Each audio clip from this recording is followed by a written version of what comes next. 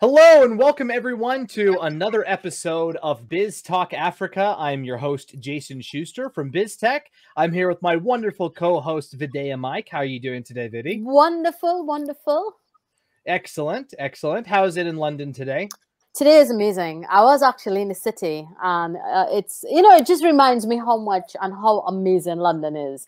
To see it bouncing back after COVID and everything. It's good. Excellent, wonderful. Excellent. Wonderful to hear it. Well, we have a really cool guest with us today and a really cool topic.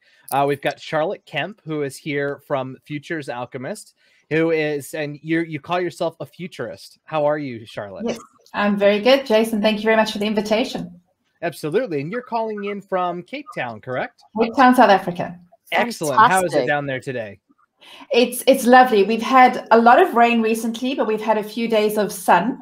But we're recovering from a drought. So even with the rain, we can't complain about it. So every rain is a good rain. Yes.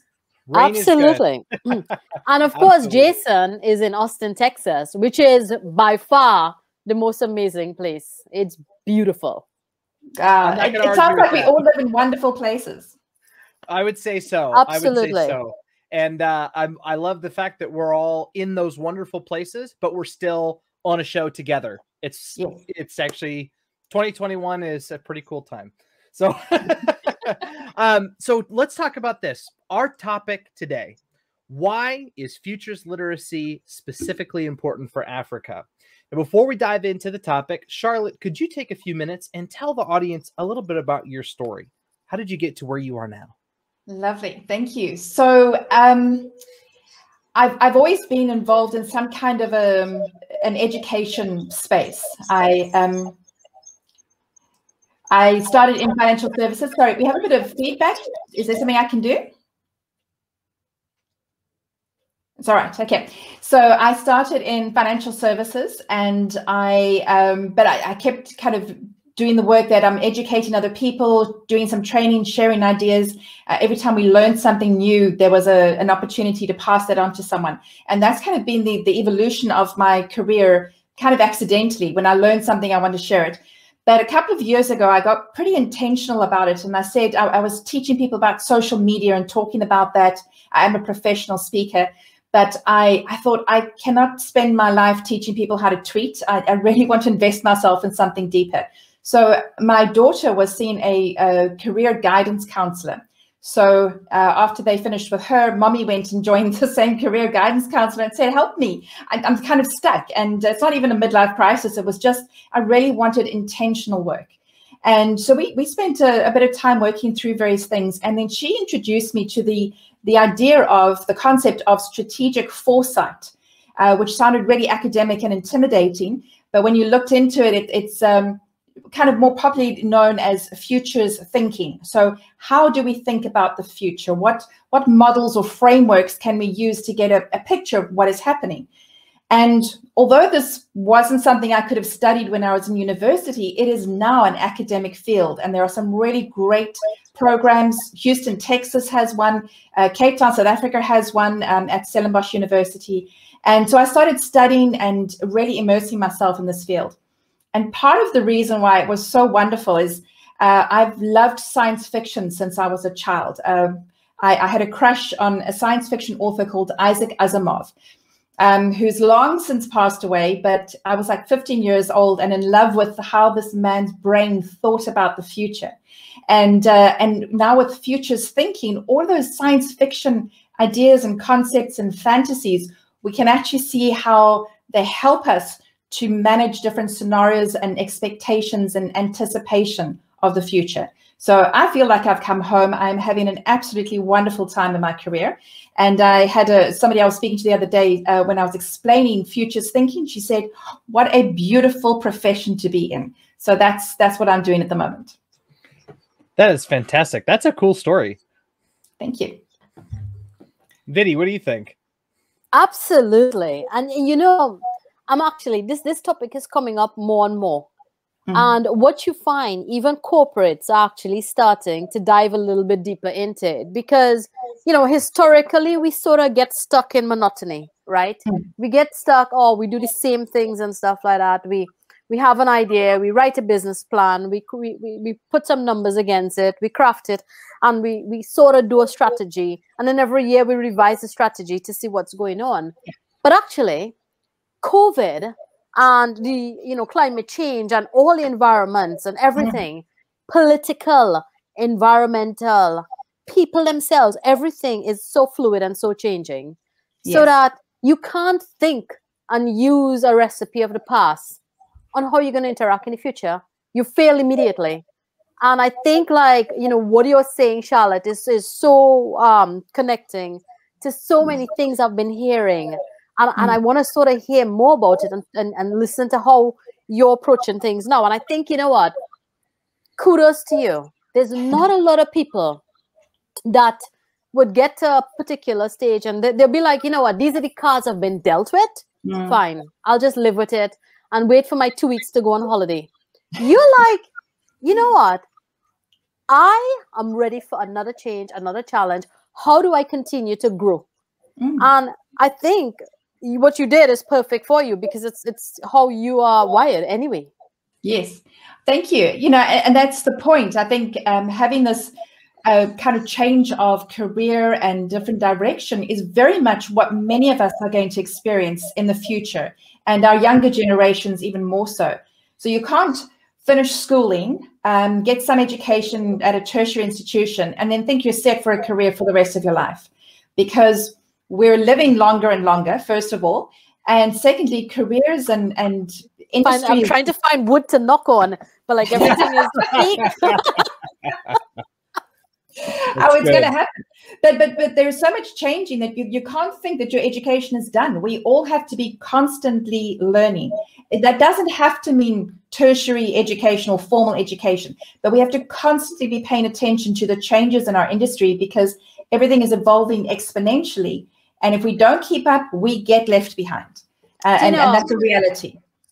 Today, I had lunch with a most impressive gentleman.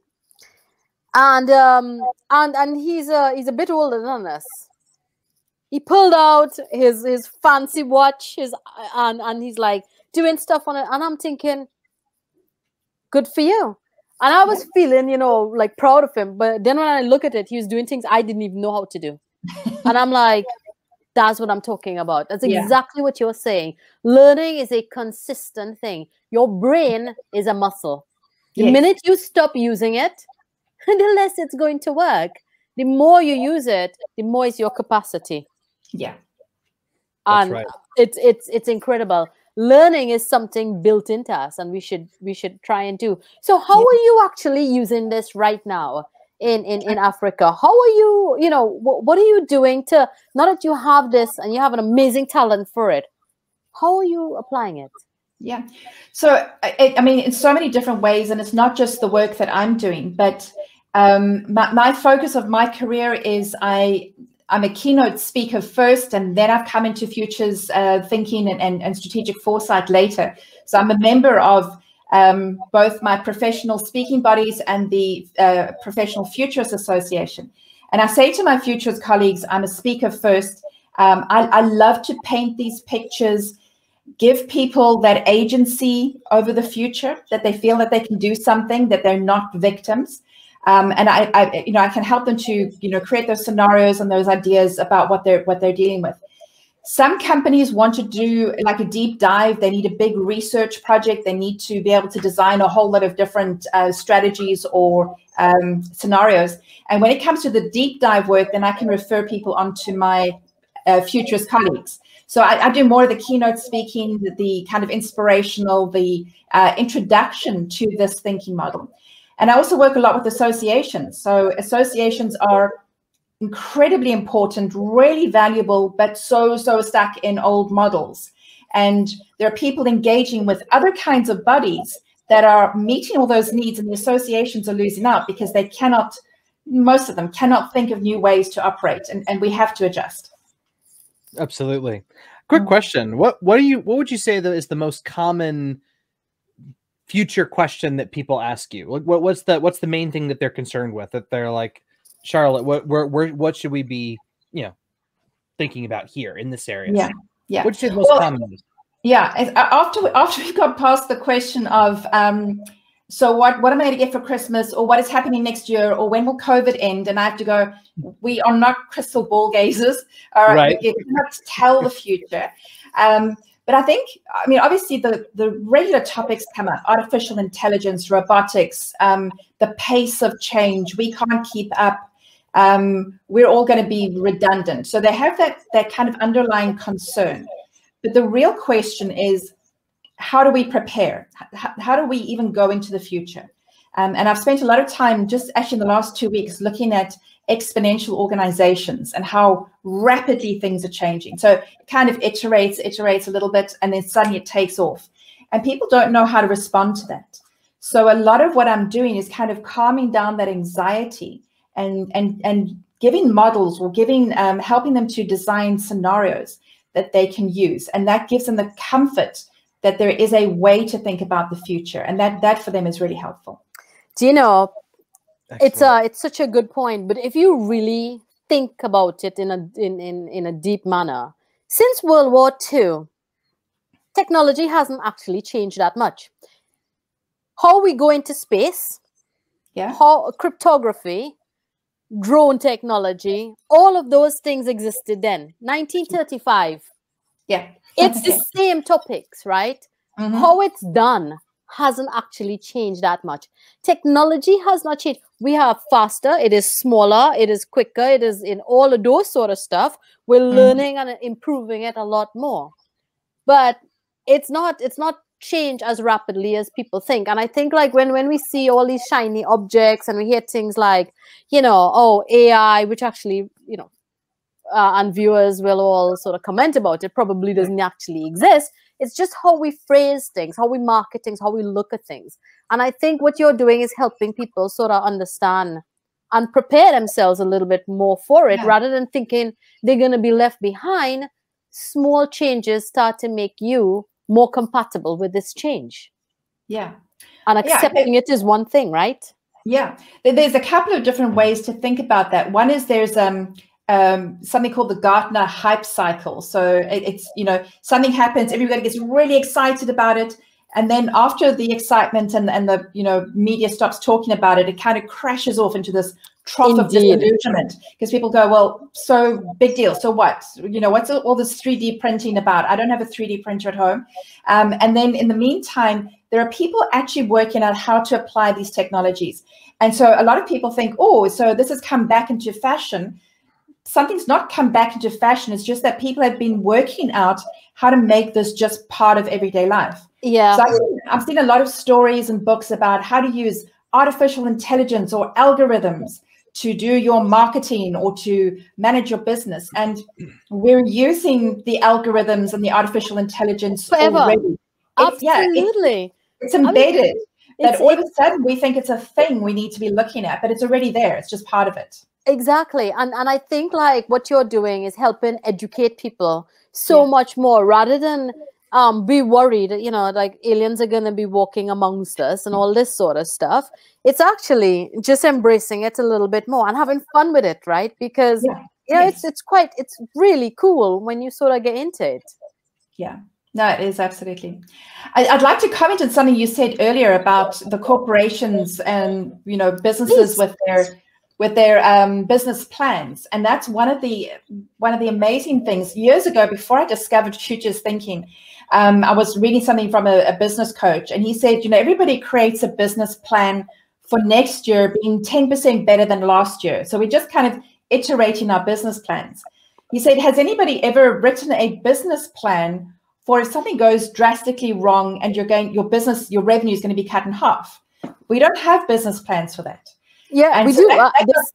Some companies do, right? Well, that's good, but you know, most people are not thinking like that. So when I came to futures thinking, and I discovered scenarios. Scenarios are so helpful because you help people.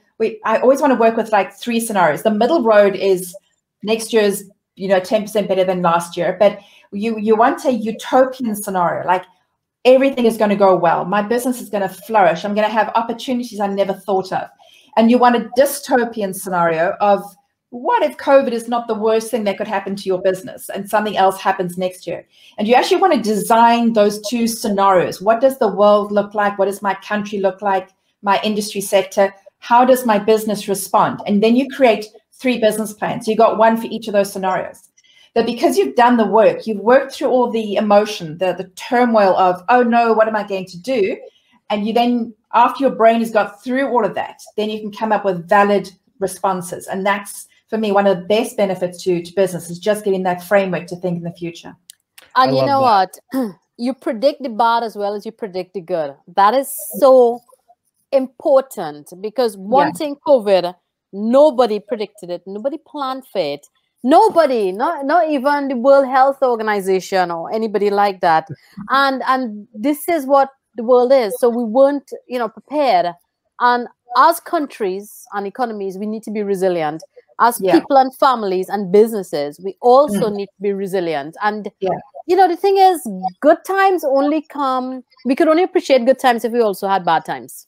And it just makes us better at the end of the day.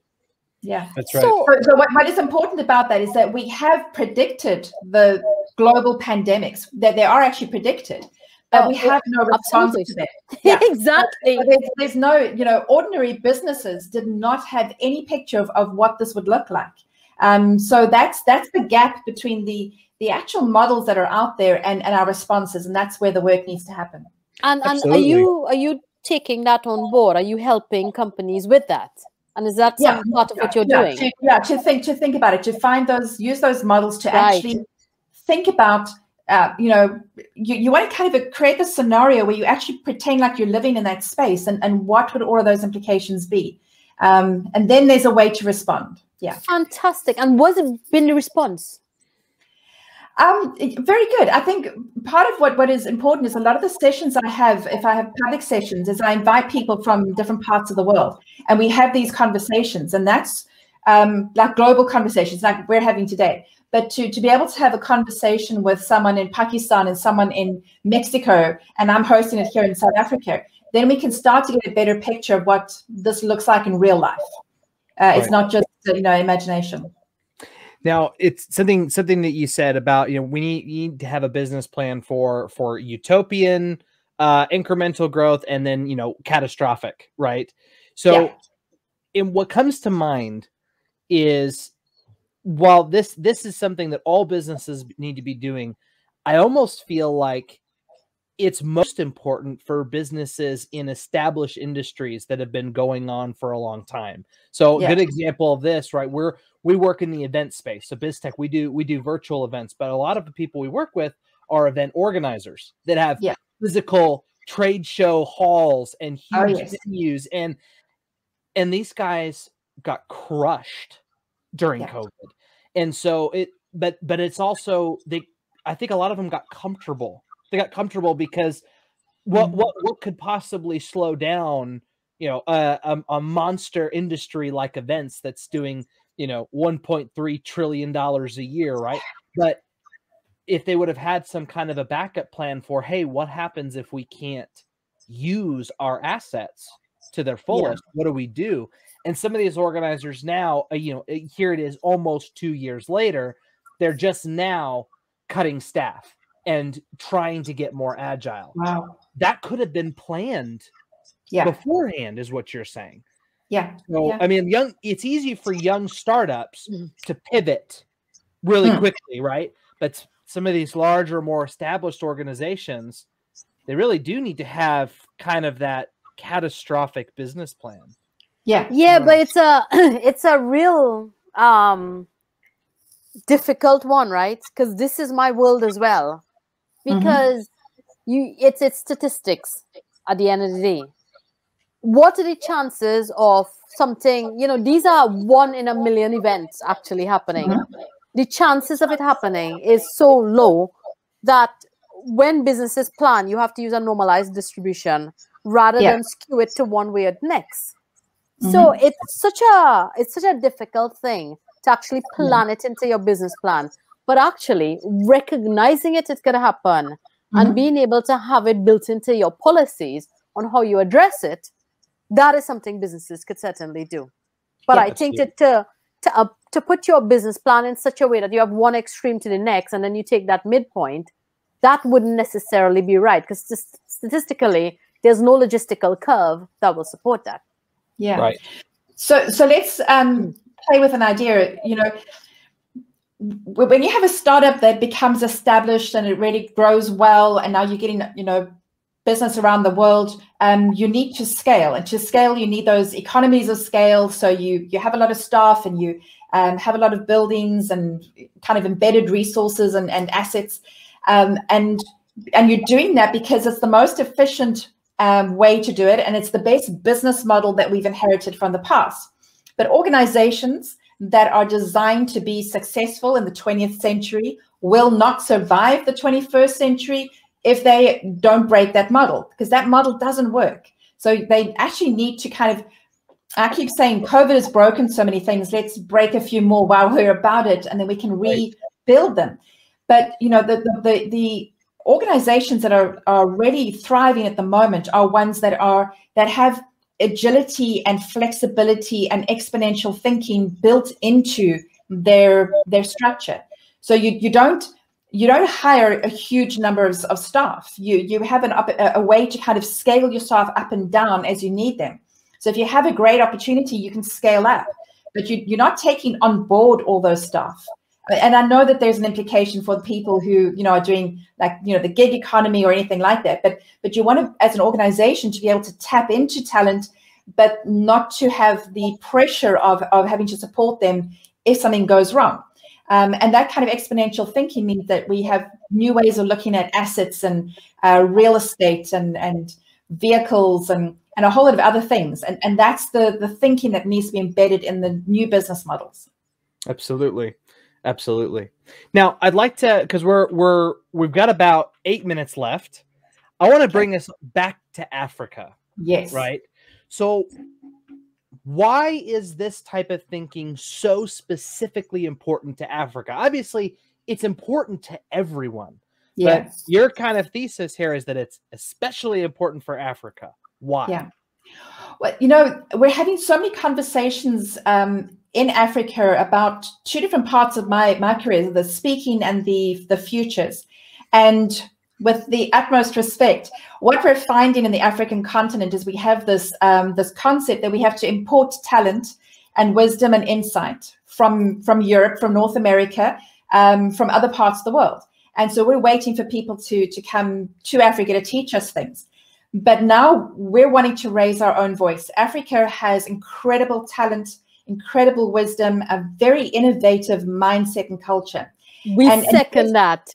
We have seen that. Our experience right this here year on with this show. Yeah. So what we're doing, and that's why these conversations are important, is we're kind of saying let's find ways to export this talent. So one example is there are lots of futures models out there and futures plans, or people who have created a set of scenarios for a particular situation. And they come to Africa thinking that they can import that here and apply it. But it really doesn't work because we've got such different experiences. For example, there's a whole lot of infrastructure that we don't have in Africa. And because of that, we've been able to, you know, the terminology is just leapfrogging over that. We don't need to put in telephone lines because we went straight to mobile phones. We don't need to put out banks so that people who are unbanked can have an access to the local branch in their small village, because now we can do mobile banking. Mobile banking. And the mobile banking isn't on smartphone apps like I would use. They do their banking with text messages. SMS, yeah. And so, you know, there's a new way of thinking about this. And in fact, in the futures community, we try to gather a database of the futurists across the continent. And when we have networking meetings and we're talking, we're saying we recognize this, but we also recognize that what we're talking about in Southern Africa doesn't apply to East Africa or West Africa. Right. So we need absolutely those responses. And the thing is, right, there's a real lack of information that's available on the internet or anywhere else. So, and we've heard this over and over, right, Jason? So having people like you, Charlotte, that starts to have this kind of intelligent insight and being able to help others. I mean, that is huge. Yeah. Thank Absolutely. you. Yeah. Now, are you seeing with your own clients, or I guess the way that you're getting this message out to people, how has the reception been in Africa versus maybe other regions that you've worked in?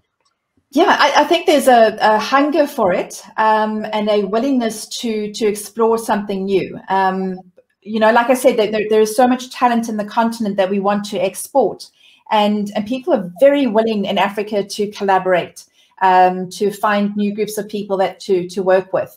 And in terms specifically of future thinking, if I can just bring it back all the way to South Africa, where I am, we have this great example of how futures thinking can change the direction of a country. Now, South Africa still has its problems, but when we had our 1994 first democratic elections and we came out of the apartheid government, there was a lot of work done at a very high level in government and in big multinational corporations in terms of futures thinking. So what is the future of South Africa going to be like?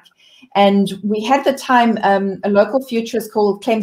He's still around doing some great work, but he gave us this, at that time, that conversation was really up at the kind of ivory tower level, but this conversation came down to everyday people, and we talked about the high road that South Africa can take or the low road. And everyday people were saying, if I behave like this, or if we make those decisions in business, we're going the low road. We don't want to go there. We want the high road. And that conversation, that phrasing just allowed us to make better choices the whole time, to think about what future do we want for this country. And I think for me, it's a very encouraging example that we managed to make this change. We still have problems there. There have been disasters, but as a whole, it's been much more successful than it could be, or than it was predicted originally. And you couldn't have that same voice like 5 years ago, right? Yeah. But now you could voice these opinions, and it's a very different environment. So while it does have that change, have you found that within South Africa that, and we've been seeing it a lot, right? And you actually opened the session by saying, Africans are ready for that change. Yeah. You are taking control of it and actually moving it forward. So more and more, you're hearing more people join that same voice. Yeah. So there's a need for agency over the future, and what one of the words we've discovered in South Africa has become really a bit of a taboo conversation, is anything that is related to colonialism. Pardon me. So we don't want somebody coming here telling us how to do things, and any kind of action within Africa. We're saying, as South Africans, when we go and work somewhere else, we're not coming there to give you a solution. We have to partner with each other to co-create a preferred future. And that is much more effective than models we've used in the past. Interesting. Now, I'm going to throw something out there, and we only have 2 minutes left. So this is going to maybe be short, but I want to throw this. We've talked about this as it's important for businesses, for entrepreneurs, but a topic that we keep running into at BizzTalk Africa is government. How important is this futures literacy to governments, and how do can they adapt it? Or is this maybe the follow-up session? Do we need a whole session to talk about government maybe? Yeah, I think so. Yeah. I had a conversation just today with a futurist in Kenya who's working in education, and we're talking about the kind of disconnect. There's another quote we often use in futures, that the future is already here, it's just not evenly distributed. There was a man called William Gibson who wrote that, and that's what we're experiencing. So we can have in a country incredible foresight, experience, and access to models and the kind of knowledge that can actually be applied, but not every government department, not every educational institution is willing to look at that and change. So there's a lot of change happening in the private sector, and then government, legislation, everybody else has to kind of catch up. And there's that lag between progress and what is the kind of embedded institutions and establishment. There's that lag, and that's frustrating to a lot of people. Yeah, absolutely. Yeah. I'd love to. Again, I would love to dive a lot more into that because I think it's a really interesting topic. But we are actually out of time. So this is our chronic problem on this show. 30 minutes never seems like enough, but 30 minutes is also, it's a long time for viewers, but it's never enough time for us. So no. So Charlotte, I think it makes sense for us to have a follow-up session here in the future. We can dive a little bit more into this together. So, but thank you so much. Thank you for being here. Thanks for sharing your insight. It's been really nice. Vidya, I really appreciated it, and the chance to talk more about this and to tap into the work other people are doing. I just love that. Thank you.